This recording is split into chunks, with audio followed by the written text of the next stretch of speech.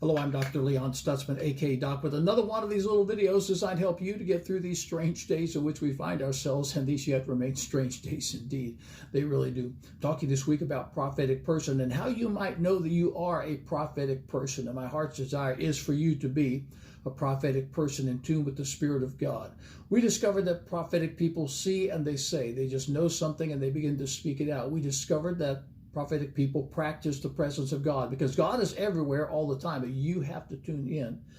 Today we're going to talk about insight and intuition because prophetic people have insight and they live intuitively. In the book of 1 Kings, the 3rd chapter, the 9th verse, Solomon is praying to God and he said, "Give therefore thy servant an understanding heart that he may judge thy people, that I may discern between the good and the bad." He wanted insight. He wanted to be able to differentiate between that which is good and that which is bad, because everything that looks good isn't necessarily so. And oftentimes those things that you judge to be bad turn out for your good. You need to have that kind of insight working in your life if you're going to be a prophetic person.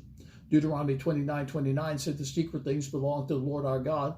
Things that are revealed belong to us and to our children, that we may do all the words of this law." You need to have insight, and you need to learn to live intuitively. Now, the good news is you are created by God to live intuitively. The Bible said, Proverbs 20, verse 27, "The spirit of man is the candle of the Lord, searching all of the inward parts." What does that mean? It means that God speaks to you out of your spirit. And if you just learn to listen.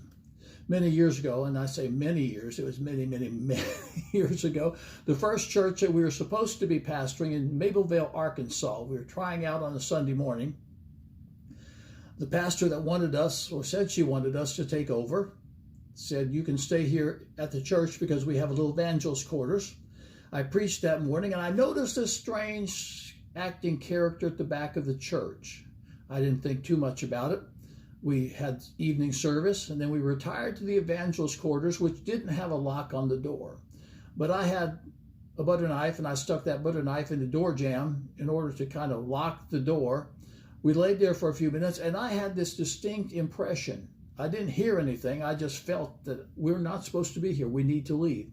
Well, it happened that my wife's grandmother lived across town, so we got on the phone and told her we were going to come spend the night with her. We packed everything up. We loaded up the car. We drove across Little Rock, Arkansas, to North Little Rock, knocked on grandmother's door, spent the night there, and found out the next day that that strange acting man had actually broken into the evangelist quarters that night.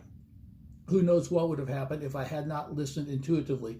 Learn to listen to your intuition because God created you to live intuitively. Living with insight and intuitively, you're going to occasionally come to recognize and recalibrate. You recognize, well, things aren't going the way they're supposed to be going. Things aren't happening that are supposed to be happening. And then you recalibrate. Prophetic people recognize and they recalibrate. Recognize spiritually what God did.